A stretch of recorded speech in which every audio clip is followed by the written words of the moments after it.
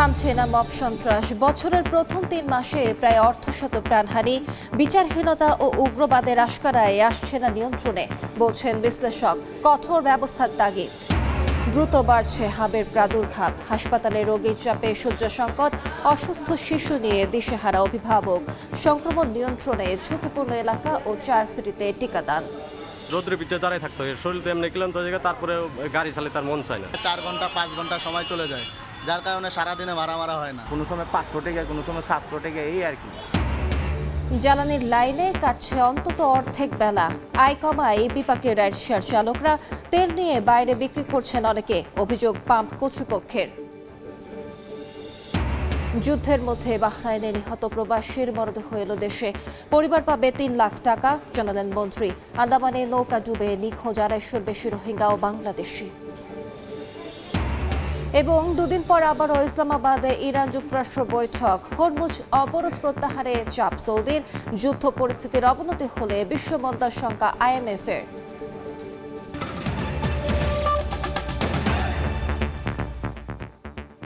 সময় সংবাদের সঙ্গে আছি আমি আলিশা ইসলাম। থামছে না মব সংস্কৃতি।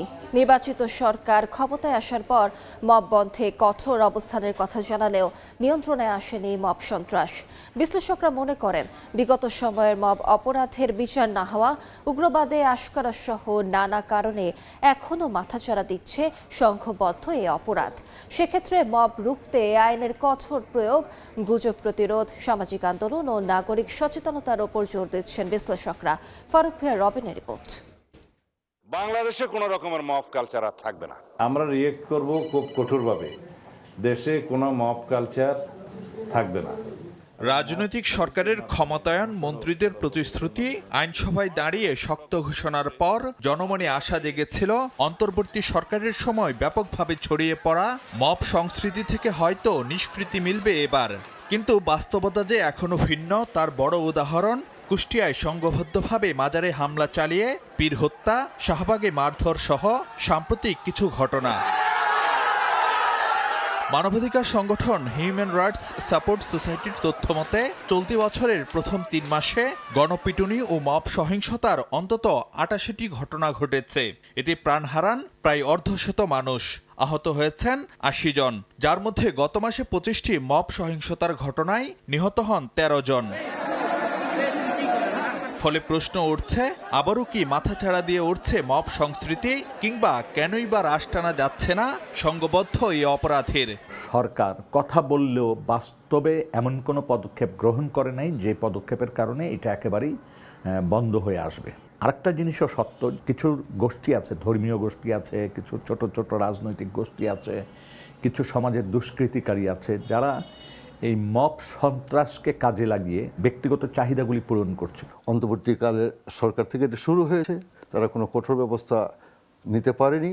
রাজনৈতিক উদ্দেশ্য থাকাটাও বিচিত্র নয়। এখানে উগ্রবাদটা কিছুটা মাথাচাড়া দিয়ে উঠেছে। আমরা লক্ষণ সমূহ দেখছি যে দেশে একটা বিশৃঙ্খলা সৃষ্টির একটা পায়তারাও চলছে। মানবাধিকার কর্মী ও অপরাধ বিশ্লেষকরা মনে করেন, মব সংস্কৃতি রুখতে প্রয়োজন আইনশৃঙ্খলা বাহিনীর কঠোর অবস্থান আর অপরাধীদের বিচার নিশ্চিত করা। একই সঙ্গে কেবল সরকার নয়, নাগরিকদের ভূমিকাও গুরুত্বপূর্ণ। এখানে কোনো কম্প্রোমাইজ করা চলবে না। যে কোনো অ্যাডভান্স ইন্টেলিজেন্স সেটা একদম প্রত্যন্ত অঞ্চল থেকে শুরু করে শহর নগর সব জায়গায় এই ইনফরমেশনগুলো পেতে হবে। আইন শৃঙ্খলা বাহিনী যারা সদস্য আছে আর জনপ্রতিনিধি আছে বিভিন্ন পর্যায়ে, সকলকে কোঅপারেট করতে হবে। মব যে পর্যায়ে এসছে, এই পর্যায়ে মবকে নিয়ন্ত্রণ করতে হলে, নির্মূল করতে হলে সরকারের পাশাপাশি জনগণকেও যুক্ত হতে হবে। একটা গোষ্ঠী কায়েমি স্বার্থ রক্ষার জন্য তারা কি করছে, সাধারণ মানুষকে উস্কাই দিচ্ছে। ফলে এই জায়গায় সতর্ক না হলে সাধারণ মানুষগুলো ক্ষতিগ্রস্ত হবে। মানবাধিকার সংগঠন আইন ও সালিশ কেন্দ্রের প্রতিবেদন অনুযায়ী গত বছর মব সহিংসতায় দেশে প্রাণ হারান 198 জন। এর আগের বছর 2024 সালে 128 জন নিহত হন মব সহিংসতায়। ফারুক ভিয়া, রবিন, সময় সংবাদ, ঢাকা। চট্টগ্রাম সিটি কর্পোরেশনের সাবেক মেয়র এম মঞ্জুর আলমের বাসায় এনসিপি নেতা হাসনাত আবদুল্লাহর বৈঠক ঘিরে তৈরি হয়েছে রাজনৈতিক উত্তেজনা। মঙ্গলবার বিকেলে নগরের কাটরোলির বাসা থেকে বের হয়ে ছাত্র জনতার তোপের মুখে পড়েন এনসিপির এমপি। গুঞ্জন আছে আসন্ন চট্টগ্রাম সিটি কর্পোরেশন নির্বাচনে এনসিপির প্রার্থী হয়ে মেয়র পদে লড়তে পারেন এম মঞ্জুর আলম।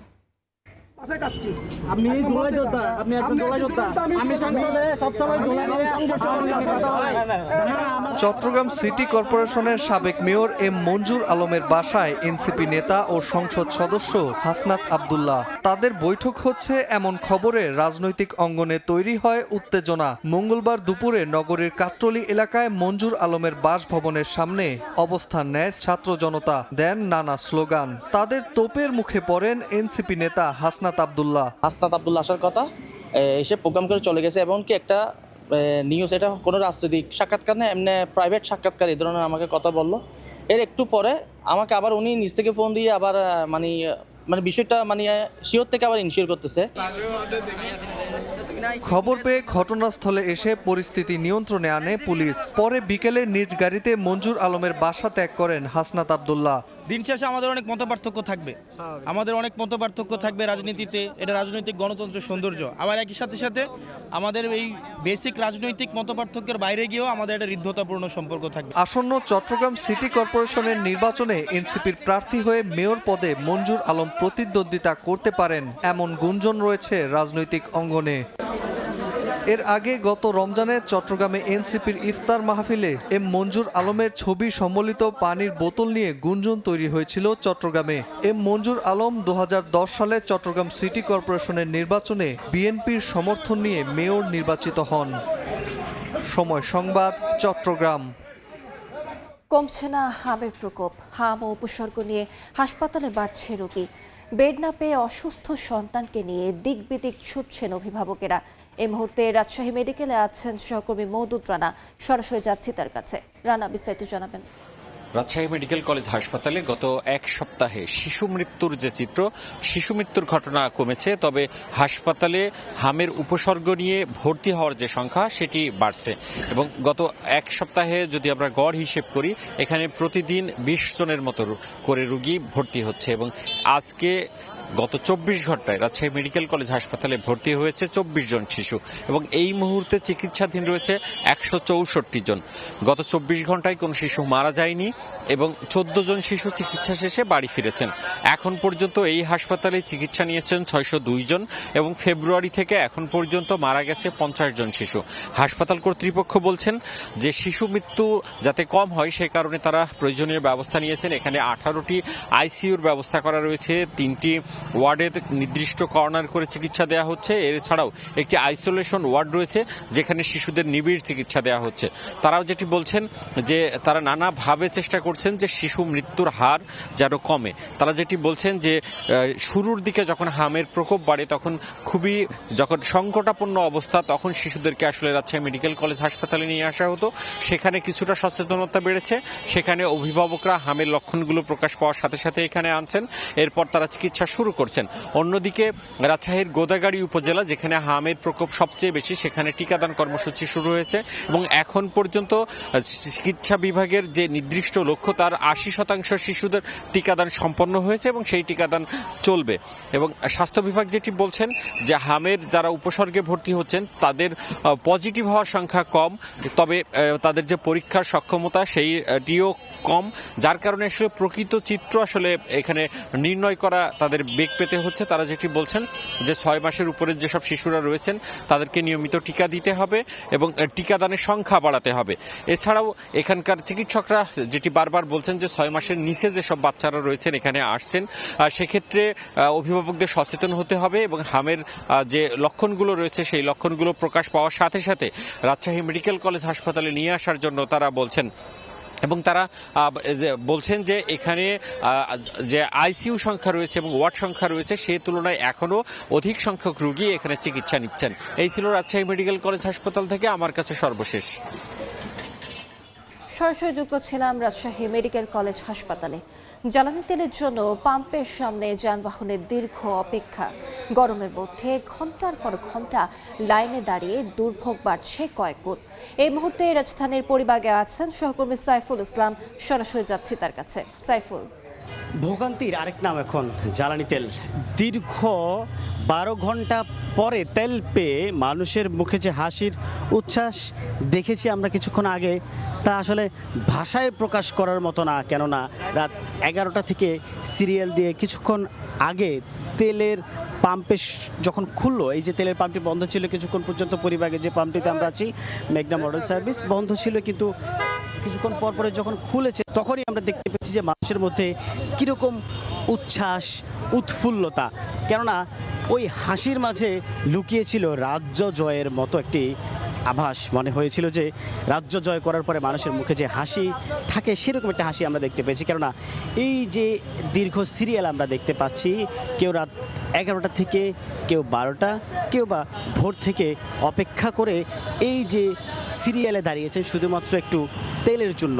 তাদের প্রত্যাশা এই যে তেল পেলেই হচ্ছে তারা তাদের যে কর্মঘণ্টা বা কাজে বের হওয়া বা অন্যান্য যে কাজগুলি সেগুলি করতে পারবে। আসলে এখানকার যে আমরা আগত চালকদের সাথে কথা বলেছি, তারা বলছেন যে এখান যে ফুয়েল অ্যাপসের মাধ্যমে হচ্ছে তেল দিচ্ছে 1000 টাকার করে, আর অ্যাপস ছাড়া যারা আছেন তারা হচ্ছে 500 টাকা তেল পাচ্ছে। তবে এই ক্ষেত্রে বলি যে আমরা এই যে প্রাইভেট কার বা হচ্ছে এর চেয়ে যে অন্যান্য বড় গাড়িগুলি আছে সেগুলোতে কিন্তু আসলে অন্য রকম করে তেল দেওয়া হচ্ছে। কেননা এখানকার যে আগত চালকরা আছেন তারা বলছেন যে পরিমাণ তেল দেওয়া হচ্ছে তার চাহিদা অনুযায়ী অপ্রতুল। তবে এই ভোগান্তি থেকে মুক্তি চায় এখানকার চালকরা। এই ছিল আমার কাছ থেকে রাজধানীর তেলের পাম্প থেকে বা তেল সরবরাহের সর্বশেষ খবর। সরাসরি যুক্ত ছিলাম পরিপাকে। জ্বালানি সংকটে আয় অর্ধেকে নেমেছে রাজধানীর রাইড শেয়ার চালকদের। তাদের দাবি, পাম্পগুলোতে ঘন্টার পর ঘন্টা অপেক্ষায়ও মিলছে না তেল। তবে পাম্প মালিকদের দাবি, তেল নিয়ে বাড়তি দামে বাইরে বিক্রি করছেন অনেক রাইড চালক। পাম্প মালিক আর রাইড শেয়ার চালকদের পাল্টাপাল্টি অভিযোগের মধ্যে বাড়তি ভাড়া মিটিয়ে ক্লান্ত যাত্রীরা। নাইম হাসানের রিপোর্ট।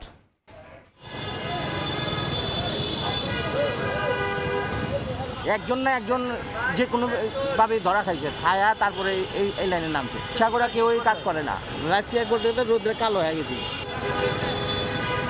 সকাল গড়িয়ে দুপুর, পাম্প থেকে তেল নিতে অপেক্ষা শেষ হয় না রাইড শেয়ার চালক মহিদুলের। করোনা মহামারীতে ব্যবসা হারিয়ে স্ত্রী ও 3 সন্তানের সংসার চলত এই মোটর সাইকেলে। কিন্তু সাম্প্রতিক জ্বালানি সরবরাহে অচলাবস্থা জীবনের নতুন বাঁকে ফেলেছে তাকে। কোনো রকম আর কি ওই খরচ মরচ বাদ দিয়া, কোনো সময় 500 টাকা, কোনো সময় 700 টাকা, এই আর কি খরচ মরচ বাদ দিয়া, এই তেমন তো হয় না।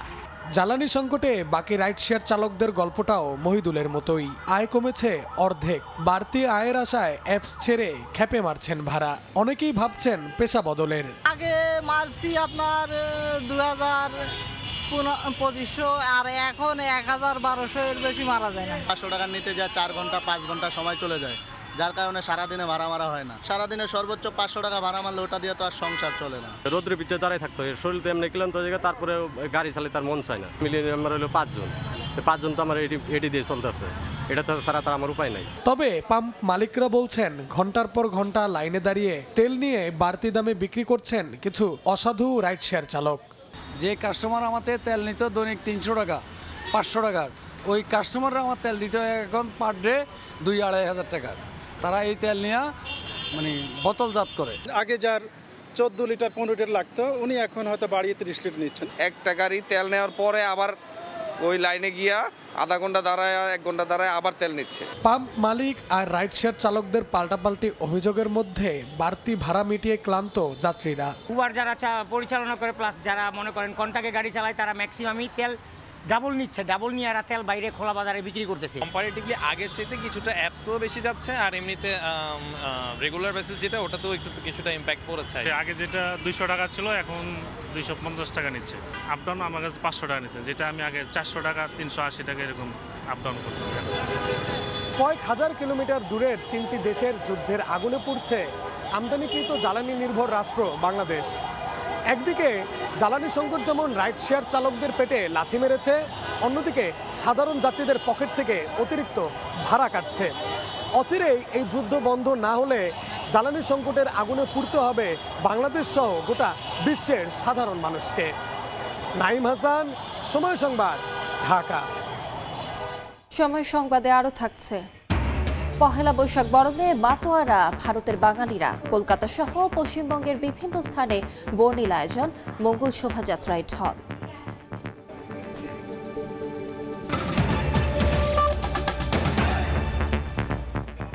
মধ্যপ্রাচ্য সংঘাতের মধ্যে বাহরাইনে নিহত আরও এক প্রবাসীর মরদেহ দেশে এসেছে। বিমানবন্দরে পরিবারের কাছে লাশ হস্তান্তর করেন বাণিজ্যমন্ত্রী খন্দকার আব্দুল মুক্তাদির। সেখানে আছেন সহকর্মী তাসনিয়া নিশাত মিম। সরাসরি যাচ্ছি তার কাছে। মিম, মধ্যপ্রাচ্যের দেশ বাহরাইন থেকে আজ কিন্তু সকাল 8:40 একটি মরদেহ হজরত শাহজালাল আন্তর্জাতিক বিমানবন্দরে 8 নং গেটে তার মরদেহটি আসে এবং সেই নিহত ব্যক্তির নাম গিরিশ চন্দ্র ধর এবং এখানে প্রবাসী কল্যাণ মন্ত্রণালয়ের কিন্তু কিছু কর্মকর্তা উপস্থিত ছিলেন। তো তারা যেটি বলেছেন যে গিরিশ চন্দ্র ধর তার বাড়ি সিলেটের পূর্ব মাছপাড়া এলাকায় বলে তারা নিশ্চিত করেছেন এবং তারা যেটি বলেছেন যে গিরিশচন্দ্র ধর তিনি কিন্তু হৃদরোগে আক্রান্ত হয়ে মৃত্যুবরণ করেছেন বলে তারা প্রবাসী কল্যাণ মন্ত্রণালয় থেকে নিশ্চিত করেছে। তো এ মরদেহটি হস্তান্তরের সময় উপস্থিত ছিলেন বাণিজ্যমন্ত্রী খন্দকার আব্দুল মুক্তাদির। তিনি যেটি বলেছেন যে বাহরাইন থেকে আসা এই মরদেহ দাফনের জন্য কিন্তু 35,000 টাকা দেওয়ার কথা তিনি বলেছেন। এছাড়াও ওয়ারিশনামার ভিত্তিতে 3 লাখ টাকা দেওয়া হবে বলে কিন্তু তিনি জানিয়েছেন। এছাড়াও আমরা মধ্যপ্রাচ্যে যে চলমান যে ক্ষেপণাস্ত্র হামলা সেই ব্যাপারে জিজ্ঞাসা করার পরে তিনি যেটি বলেছেন যে ক্ষেপণাস্ত্র হামলায় কিন্তু এ পর্যন্ত 8 জন মৃত্যুবরণ করেছে।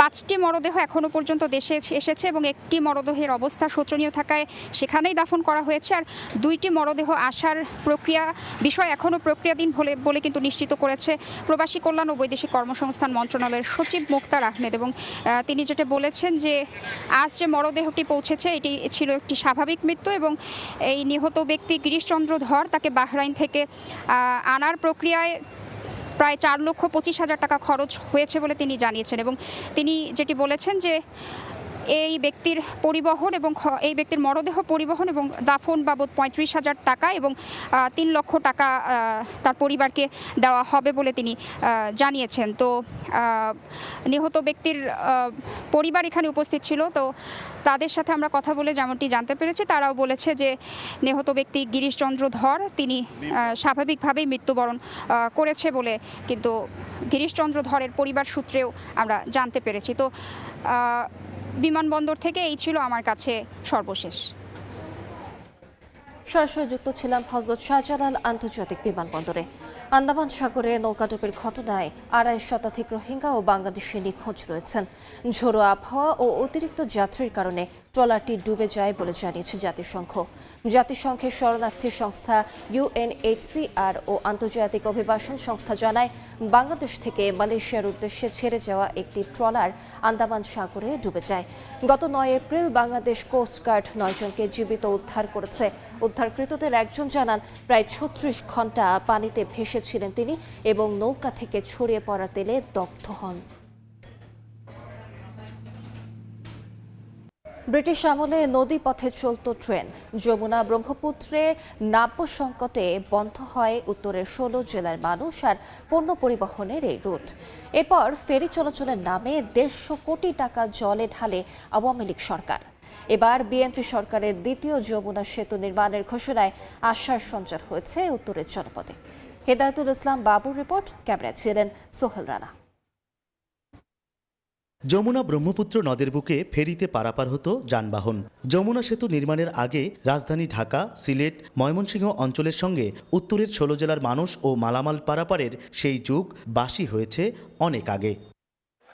নাব্য সংকটের কারণ দেখিয়ে ব্রহ্মপুত্র নদের পাড়ে পড়ে থাকা রেলওয়ে ওয়াগন, যাত্রী ও মালামালবাহী ফেরি, রেল লাইন এবং জাহাজ বিক্রি করে দিয়েছে মেরিন বিভাগ। ফলে গাইবান্ধার বালাসী ও জামালপুরের বাহাদুরাবাদ রুটে আর চলে না এসব নৌযান। বর্ষায় ফুঁসে উঠলেও শুষ্ক মৌসুমে ভেসে ওঠে যমুনা ব্রহ্মপুত্রের কঙ্কাল। অস্বাভাবিক হারে পানি কমে যাওয়ায় অনেক রুটে বন্ধ হবার উপক্রম হয় নৌযান চলাচল। ভোগান্তি বাড়ে যাত্রীদের। পরিস্থিতি মোকাবেলায় দুই পারে প্রায় 150 কোটি টাকা খরচ করে 2টি টার্মিনাল নির্মাণ করেও নাব্য সংকটের কারণে ফেরি চালাতে পারেনি আগের সরকার। এবার বালাসী থেকে বাহাদুরাবাদ ও বগুড়ার সারিয়াকান্দি থেকে জামালপুর সম্ভাব্য রুট ধরে দ্বিতীয় যমুনা সেতু নির্মাণের পরিকল্পনা করছে বিএনপি সরকার। স্থানীয়রা বলছেন বালাসী বাহাদুরাবাদই হবে সেতু নির্মাণের উপযুক্ত স্থান। ঠাকুরগাঁও পঞ্চগড়ের মানুষরা এই পাকে আগে ট্রেন দিয়ে যেত, এখন তো আর ট্রেন নাই, এখন তো আর যায় না, এখন নৌকা দিয়ে যাওয়া আসা করে, এত মানুষ কমছে মেলা। এই বালাসী থেকে বাহাদুরাবাদ পর্যন্ত একটা সেতু করে দিত, তাহলে উত্তরবঙ্গের 8টা জেলার লোকের সুযোগ সুবিধা সবচেয়ে ভালো হতো। এই বগুড়া দিয়ে সিরাজগঞ্জ টাঙ্গাইল দিয়ে ঘুরে যাওয়ার চেয়ে আমরা 2 ঘন্টা আমরা ময়মনসিংহ পৌঁছে যাব, ঢাকায় পৌঁছে যাব। সূত্র বলছে প্রতি ঘনমিটার নদী খননে খরচ 215 টাকা। একে বেঁকে বয়ে চলা ব্রহ্মপুত্র নদে বালাসী থেকে বাহাদুরাবাদের দূরত্ব শুষ্ক মৌসুমে প্রায় 22 কিলোমিটার। পানি উন্নয়ন বোর্ডের তথ্যমতে কোথাও কোথাও এই নদের প্রস্থ 15 কিলোমিটার। এই রুট সচল করতে খননের জন্য 600 মিটার প্রস্থ আর 3 মিটার গভীরতা ধরে 22 কিলোমিটার নদীপথের আয়তন দাঁড়ায় 3 কোটি 96 লাখ ঘনমিটার, যেখানে একবার খননে ব্যয় হবে 851 কোটি 40 লাখ টাকা। 4 বার এই নদী খননে যা ব্যয় হবে তা যমুনা সেতু নির্মাণ ব্যয়ের সমান। ড্রেজিং 100 ফিট আজকে রাত্রি করছে বা দিনে করছে, পরের দিন সকালে আমি পাবেন হলো বা ওখানে চর পড়ে গেছে, মানে আর আপনি বোটেই ঘুরাইতে পারবেন না, এমনও সিচুয়েশন আমরা পড়েছি। আমি মনে করি বাহাদুরাবাদ এবং বালাসী রেল লাইন করে দিলে সবচেয়ে বেটার, কারণ সড়ক পথ খুব ব্যয়বহুল। বর্তমানে যমুনা সেতু হয়ে গাইবান্ধা থেকে ঢাকার দূরত্ব প্রায় 280 কিলোমিটার, কুড়িগ্রাম থেকে প্রায় 350 এবং লালমনিরহাট থেকে ঢাকার দূরত্ব প্রায় 330 কিলোমিটার। বালাসীঘাট থেকে বাহাদুরাবাদ পর্যন্ত প্রায় 4 কিলোমিটার সেতু নির্মাণ করা হলে প্রায় 140 কিলোমিটার কমবে গাইবান্ধার সঙ্গে ঢাকার দূরত্ব। কুড়িগ্রাম, লালমনিরহাট, নীলফামারী, দিনাজপুর, পঞ্চগড়, ঠাকুরগাঁও সহ উত্তরের জেলাগুলোর ঢাকার সঙ্গে দূরত্ব কমবে 120 থেকে 150 কিলোমিটার। অন্যদিকে গাইবান্ধা থেকে সিলেট সড়কপথে 470 এবং গাইবান্ধা থেকে ময়মনসিংহ 260 কিলোমিটার। আর সেতু নির্মাণ হলে এখান থেকে জামালপুর 30, ময়মনসিংহ 85, টাঙ্গাইল 100, গাজীপুর 120 এবং সিলেটের পথ 260 কিলোমিটারে নেমে আসবে। সর্বোপরি উত্তরের 8 জেলার সাথে রাজধানী, সিলেট, ময়মনসিংহ অঞ্চলের সাথে যোগাযোগে সময় ও দূরত্ব অনেক কমে যাবে। সহজ হবে পণ্য ও যাত্রী পরিবহন ব্যবস্থা। গাইবান্ধা জেলার উপর দিয়ে যদি একটি সেতু হয় তাহলে আমাদের বৃহত্তর রংপুর অঞ্চলের যে 8টি জেলা রয়েছে এই 8টি জেলার সঙ্গে যোগাযোগ ব্যবস্থা আমাদের আরও উন্নততর হবে এবং নিশ্চয়ই উত্তরবঙ্গের এই মানুষগুলো পণ্য পরিবহন এবং যোগাযোগের ক্ষেত্রে এটা একটা নতুন দ্বারের উন্মোচন হবে। বর্তমানে উত্তরবঙ্গের অধিকাংশ যানবাহন যমুনা সেতুর উপর নির্ভরশীল হওয়ায় অতিরিক্ত চাপ ও যানজট সৃষ্টি হচ্ছে। বিকল্প রুট না থাকায় উত্তরাঞ্চলের মানুষের যাতায়াত ব্যয়, সময় ও দুর্ভোগ উল্লেখযোগ্যভাবে বেড়ে যাচ্ছে। বিএনপির নির্বাচনী অঙ্গীকারের অংশ হিসেবে বর্তমান বিএনপি সরকার 2033 সালের মধ্যে দ্বিতীয় যমুনা সেতু নির্মাণের পরিকল্পনা করছে। দ্বিতীয় যমুনা সেতু কোথায় নির্মাণ করা যায়, দৈর্ঘ্য কেমন হবে এবং কত টাকা ব্যয় হবে সে বিষয়ে সম্ভাব্যতা যাচাইয়ের কাজ শুরু হয়েছে। নদীপথের ভোগান্তি আর দীর্ঘ বঞ্চনার গল্প মুছে দিতে হলে বালাসীঘাট থেকে বাহাদুরাবাদ ঘাট পর্যন্ত একটি সেতু নির্মাণের দাবি স্থানীয়দের। সেতুটি নির্মিত হলে উত্তরের 16 জেলার মানুষের সাথে রাজধানীর যোগাযোগ ব্যবস্থা যেমন সহজ হবে, তেমনি খুলে যাবে নতুন সম্ভাবনার দ্বার, মনে করে উত্তরের মানুষ। বালাসীঘাট থেকে হেদায়েতুল ইসলাম বাবু, সময় সংবাদ, গাইবান্ধা। রাজশাহীতে মশার উপদ্রবে অতিষ্ঠ নগরবাসী। তাদের অভিযোগ, মশক নিধনে কাজে আসছে না সিটি কর্পোরেশনের উদ্যোগ, যদিও কার্যকর ব্যবস্থা নেওয়ার দাবি প্রশাসকের। আব্দুল সালামের তোলা ছবিতে বিস্তারিত সাইফুর রহমান রকির প্রতিবেদনে। রাজশাহীতে হঠাৎ করে বেড়ে গেছে মশার উপদ্রব। শুধু রাতের বেলা নয়, দিনেও মশার কামড় থেকে রেহাই পেতে ঘরে মশারি টাঙিয়ে রাখছেন অনেকে। মশা তাড়াতে কয়েল, অ্যারোসল ও ইলেকট্রিক ব্যাট ব্যবহার করেও মিলছে না প্রতিকার। নগরবাসীর অভিযোগ, কাজের গতি কমে যাওয়ায় আবারও বেড়েছে মশার উপদ্রব। মশারি টাঙানোর পরেও তারপর আপনার ব্যাট ব্যবহার করি, কি কয়েল জ্বালাই, তারপরে মশা কমে না। মশার উপদ্রব আগে যা ছিল এখন দিন দিন বৃদ্ধি পেয়েছে। বিষ দিতে আসে, ওখান থেকে ওদিক থেকে একটু দিয়ে চলে গেছে, আমাদের দিকে আসেনি। সিটি কর্পোরেশনের প্রধান পরিচ্ছন্ন কর্মকর্তা বলেন, মশার প্রজনন মৌসুম হওয়ায় জনসাধারণের ভোগান্তি বেড়েছে দ্বিগুণ। মশা উৎপন্ন হওয়ার জন্য এটা হলো সবচেয়ে বেস্ট সময় মশার প্রজনন মৌসুম বা এটার বংশবৃদ্ধির জন্য, যে 28 থেকে 32 ডিগ্রি টেম্পারেচার থাকে, যেটার জন্য মশার জন্য খুব ভালো হয়। জনদুর্ভোগের কথা স্বীকার করে দ্রুত কার্যকর পদক্ষেপ নেয়ার আশ্বাস সিটি প্রশাসকের। বর্ষা মৌসুম কিছুদিন পরে আসবে, আমাদের ইচ্ছা আছে যেন আমরা এটি সুন্দরভাবে ড্রেনগুলো বিশেষ করে পরিষ্কার করে সেটি যেন জলাবদ্ধতা কোনো ওয়ার্ডে না থাকে সেটি আমি পরিকল্পনা হাতে নিয়েছি। প্রতি বছর মশক নিধনে সিটি কর্পোরেশনের ব্যয় হয় প্রায় 1.5 কোটি টাকারও বেশি। সাইফুর রহমান রকি, সময় সংবাদ, রাজশাহী। সময় সংবাদে আরও থাকছে। চ্যাম্পিয়ন্স লিগ থেকে বার্সেলোনার বিদায়, 9 বছর পর সেমিফাইনালে অ্যাটলেটিকো মাদ্রিদ লিভারপুলকে হতাশায় ডুবিয়ে শেষ 4-এ পিএসজি। নাটোরের চাহিদার চেয়ে 50,000 বেশি কোরবানির পশু প্রস্তুত রয়েছে, তবে পশু খাদ্যের চড়া দামের কারণে লোকসানের আশঙ্কায় রয়েছেন খামারিরা। আল মামুনের পাঠানো তথ্য ও রকুনুজ্জামানের ছবিতে রিপোর্ট। নাটোর সদর উপজেলার ডাল সড়ক এলাকার গরুর খামারি রেকাত আলী 2015 সাল থেকে 600 কেজি থেকে 1200 কেজি ওজনের গরু উৎপাদন করছেন তিনি। প্রতি বছর কোরবানির ঈদে বিক্রির জন্য বড় আকারে 1.5 শতাধিক গরু পালন করেন। তবে প্রথম 5 বছর লাভ করলেও 2020 সালে করোনার সময় থেকে তিনি লোকসান গুনছেন। টানা 5 বছরে প্রায় 2 কোটি টাকা লোকসান গোনার পর এবার 100টি বড় গরু পালন করেন তিনি। সামনে যে অবস্থা দেখতেছি এখন বেচতে পারবো কিনা, যদি বেচতে পারি যে কোনো দামে বেচে দিয়ে আমি হলো অন্তকে এখান থেকে মুক্তি নিব, না হলে তো একসময় দেখা যাবে যে আমার সবকিছু এই গরুর খামারের কারণেই হারায় যাবে। এমন পরিস্থিতি জেলার ছোট বড় প্রায় 18,000 গরুর খামার মালিকের। প্রতি বছরে গরুর খাবারের দাম বাড়লেও গরুর ন্যায্য দাম থেকে বঞ্চিত হন খামার মালিকরা। গম, ভুসি, খোল এগুলার অনেক দাম, যার কারণে আমরা লাভ উত্তোলন করতে পারছি না। যখন কুরবানি আসে তখনই খাবারের মূল্য বৃদ্ধি পেয়ে যায়। সরকার একটা পদক্ষেপ নেয় দামের ব্যাপারে বা পণ্যগুলোর ব্যাপারে বা আমাদের খামারিরা যারা আছে তাদের জন্য, তো সেক্ষেত্রে দেখা যাচ্ছে আমাদের জন্য খুব উপকার হয় এটা। তবে জেলা প্রাণী সম্পদ বিভাগ বলছে এবার কোরবানির ঈদে বাইরের দেশ থেকে গরু আসার সম্ভাবনা না থাকায় ভালো দাম পাবেন খামারিরা। আমাদের ভারত থেকেও কোনো কিছু গরু টুরু আসবে না আমরা জানি, ভয়েরও কিছু নাই। গত বছরে যা হয়েছে এবার ইনশাল্লাহ তার চেয়ে আরো ভালো হবে মার্কেট, আমি আশা করি। চলতি বছর নাটোরে কোরবানির জন্য পালন করা হয়েছে প্রায় 1,20,000 গরু। সময় সংবাদ, নাটোর। ভারতে উৎসবমুখর পরিবেশে পহেলা বৈশাখ উদযাপন করছে দেশটির বাঙালিরা। পশ্চিমবঙ্গে নানা আয়োজনে চলছে বর্ষবরণ। কলকাতার যাদবপুর সহ বিভিন্ন জায়গায় বের করা হয় মঙ্গল শোভাযাত্রা। মূলত বাংলাদেশের ঢাকা বিশ্ববিদ্যালয়ের চারুকলা অনুষদের সহযোগিতায় 2017 সালে কলকাতায় প্রথম মঙ্গল শোভাযাত্রা বের করা হয়। এরপর থেকে প্রতি বছরই পহেলা বৈশাখে কলকাতার বিভিন্ন জায়গায় মঙ্গল শোভাযাত্রার আয়োজন করা হয়। দেখছেন সময় সংবাদ। দুদিনের মধ্যে ইরান ও যুক্তরাষ্ট্রের মধ্যে দ্বিতীয় দফা বৈঠক হতে পারে বলে জানিয়েছেন মার্কিন প্রেসিডেন্ট ডোনাল্ড ট্রাম্প। পাকিস্তানের সেনাপ্রধান আসিম মুনিরের ইতিবাচক ভূমিকার কারণেই এই দফার বৈঠকও ইসলামাবাদে হবে বলে জানান তিনি।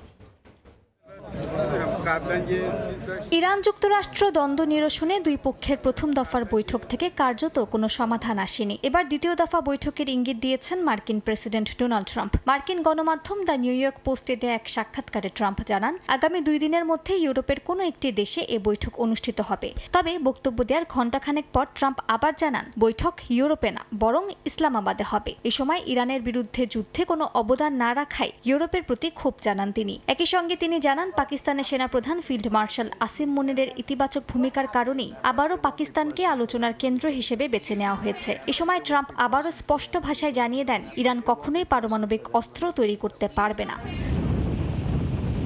যুক্তরাষ্ট্রের আরোপিত নৌ অবরোধের প্রথম দিনে কোনো জাহাজে হরমুজ প্রণালী অতিক্রম করতে পারেনি বলে দাবি করেছে মার্কিন সেন্ট্রাল কমান্ড। সংস্থাটি জানিয়েছে, প্রেসিডেন্ট ডোনাল্ড ট্রাম্পের নির্দেশনা বাস্তবায়নে 10,000-এর বেশি নৌ, বিমান ও মেরিন সদস্য মোতায়েন রয়েছে। সঙ্গে রয়েছে 1 ডজনের বেশি যুদ্ধজাহাজ ও বিমান। এদিকে ইরান স্পষ্ট ভাষায় জানিয়ে দিয়েছে, এই ব্লকেড তাদের ওপর বড় কোনো প্রভাব ফেলবে না। দেশটির স্বরাষ্ট্রমন্ত্রী ইস্কান্দার মোমিনি জানিয়েছেন, 8,000 কিলোমিটারের বেশি স্থল ও সমুদ্র সীমান্ত ব্যবহার করে তারা বিকল্প বাণিজ্য চালু রাখবে। প্রয়োজনীয় পণ্য আমদানি বাড়িয়ে এই অবরোধের প্রভাব কমানোর নির্দেশনাও দেওয়া হয়েছে সীমান্ত অঞ্চলে। এর মধ্যে ইরানের পররাষ্ট্রমন্ত্রী আব্বাস আরাকচি তুরস্কের পররাষ্ট্রমন্ত্রী হাকান ফিদানের সঙ্গে ফোনালাপে যুক্তরাষ্ট্রের সঙ্গে চলমান আলোচনা ও আঞ্চলিক পরিস্থিতি নিয়ে মতবিনিময় করেছেন। সব ধরনের আন্তর্জাতিক আইন মেনে চলার পরও কেন ইরানের ওপর এমন অপ্ররোচিত হামলা চালানো হয়েছে এর জবাব দাবি করেছেন দেশটির প্রেসিডেন্ট মাসুদ পেজিশকিয়ান। আন্তর্জাতিক আইনের কোথায় উল্লেখ করা আছে যে যুদ্ধের সময় কোনো দেশের ব্রিজে, হাসপাতালে, ক্লিনিকে, বিশ্ববিদ্যালয়ে হামলা চালানো হবে? কোথায় ফ্যাক্টরিতে হামলার অনুমতি দেয়া আছে? জাতিসংঘ মহাসচিব আন্তোনিও গুতেরেস আন্তর্জাতিক আইন রক্ষা এবং যুদ্ধবিরতি বজায় রেখে কূটনৈতিক সমাধানের আহ্বান জানান। মালিহা সুহুরওয়ার্দী, সময় সংবাদ। এদিকে ইরান যুদ্ধ পরিস্থিতির অবনতি হলে বিশ্বমন্দার শঙ্কা প্রকাশ করেছে আইএমএফ। সংস্থাটি জানায়, যুদ্ধ না থামলে 2026 সালে বৈশ্বিক প্রবৃদ্ধি নেমে আসতে পারে 2%। এই পরিস্থিতিতে মূল্যস্ফীতির চাপে দুর্ভোগে পড়বে সাধারণ মানুষ। মধ্যপ্রাচ্যে চলমান সংঘাত শুধু মানবিক বিপর্যয় নয়, বিশ্ব অর্থনীতিতেও বড় ধরনের অনিশ্চয়তা তৈরি করেছে। যুদ্ধের উত্তাপ আরও বাড়লে বিশ্বজুড়ে অর্থনৈতিক মন্দা দেখা দিতে পারে বলে সতর্ক করেছে আন্তর্জাতিক মুদ্রা তহবিল আইএমএফ। স্থানীয় সময় মঙ্গলবার প্রকাশিত এক প্রতিবেদনে ওয়াশিংটন ভিত্তিক এই সংস্থা জানায়, মধ্যপ্রাচ্য সংকটের কারণে বিশ্ব অর্থনীতিতে ক্ষয়ক্ষতির পরিমাণ ক্রমেই বাড়ছে। পরিস্থিতি আরও খারাপ হলে, অর্থাৎ যুদ্ধ দীর্ঘস্থায়ী রূপ নিলে ও জ্বালানির দাম অপরিবর্তিত থাকলে বিশ্ব অর্থনীতি 1980 সালের পর পঞ্চমবারের মতো ভয়াবহ মন্দার মুখে পড়বে বলেও শঙ্কা আইএমএফের। এই অবস্থায় সংস্থাটি রেফারেন্স, অ্যাডভার্স ও সিভিয়ার এই তিনটি সম্ভাব্য পরিস্থিতির ভিত্তিতে প্রবৃদ্ধির পূর্বাভাস দিয়েছে। সবচেয়ে ইতিবাচক পরিস্থিতিতেও 2026 সালে বৈশ্বিক প্রবৃদ্ধি ধরা হয়েছে 3.1%, যা আগের পূর্বাভাসের চেয়ে কম। দীর্ঘস্থায়ী সংঘাতের ক্ষেত্রে, অর্থাৎ অ্যাডভার্স পরিস্থিতিতে বৈশ্বিক প্রবৃদ্ধি নেমে আসতে পারে 2.5%, আর সবচেয়ে খারাপ সিভিয়ার পরিস্থিতিতে তা 2% নেমে যেতে পারে, যা কার্যত বিশ্বমন্দার কাছাকাছি। এই অবস্থায় তেলের দাম 2026 সালে গড়ে $110 এবং 2027 সালে $125 ছাড়াতে পারে বলে আশঙ্কা করা হচ্ছে। এই পরিস্থিতিতে মূল্যস্ফীতির চাপও বাড়বে বলে জানিয়েছে আইএমএফ। সংস্থাটি বলছে, দীর্ঘ সময় উচ্চ জ্বালানি মূল্য থাকলে কেন্দ্রীয় ব্যাংকগুলোকে সুদের হার বাড়াতে হতে পারে। একই সঙ্গে উন্নয়নশীল ও জ্বালানি আমদানি নির্ভর দেশগুলো সবচেয়ে বেশি ক্ষতিগ্রস্ত হবে। তবে স্বল্প মেয়াদী মূল্য বৃদ্ধি হলে কেন্দ্রীয় ব্যাংকগুলো সুদের হার অপরিবর্তিত রাখার সুযোগ পেতে পারে। সাদিয়া তাসনিম, সময় সংবাদ। চ্যাম্পিয়ন্স লিগের খবর, ঘুরে দাঁড়িয়েও শেষ রক্ষা হলো না বার্সেলোনার। চ্যাম্পিয়ন্স লিগের কোয়ার্টার ফাইনালের ফিরতি লেগে কাতালানদের কাছে 2-1 গোলে হেরেও 2 লেগ মিলিয়ে 3-2 ব্যবধানের জয়ে সেমিফাইনালে অ্যাটলেটিকো মাদ্রিদ। আরেক ম্যাচে লিভারপুলকে হারিয়ে শীর্ষ 4 নিশ্চিত করেছে পিএসজি। প্রথম লেগে ন্যু ক্যাম্পে 2-0 গোলে হেরে যাওয়ায় ফিরতি পর্বে বড় জয় প্রয়োজন ছিল বার্সেলোনার। রিয়াদ এয়ার মেট্রোপলিটানোতে তারুণ্য নির্ভর দল নিয়ে শুরুর একাদশ সাজান কোচ হ্যান্সি ফ্লিক। কোচের আস্থার প্রতিদান দিয়ে 4 মিনিটেই লিড নেন ইয়ামাল। 24 মিনিটে ব্যবধান 2-0 করেন ফেরান তোরেস। 2 লেগ মিলিয়ে কোয়ার্টার ফাইনালের স্কোর লাইন তখন 2-2।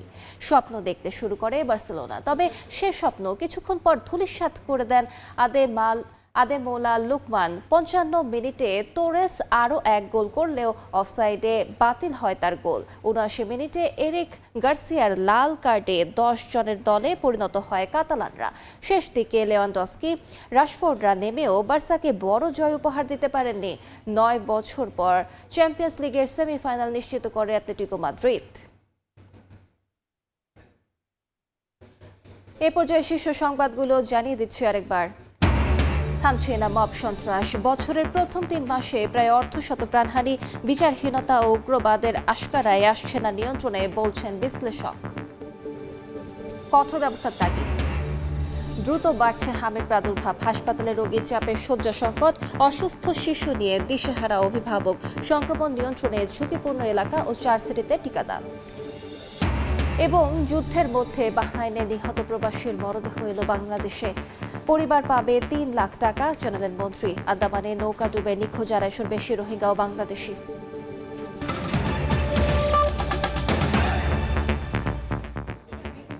এই ছিল সকাল 10টার সময় সংবাদে। এরপর এই সময় বাণিজ্য নিয়ে আসছি কিছুক্ষণ পর। সঙ্গে থাকুন সময়ের।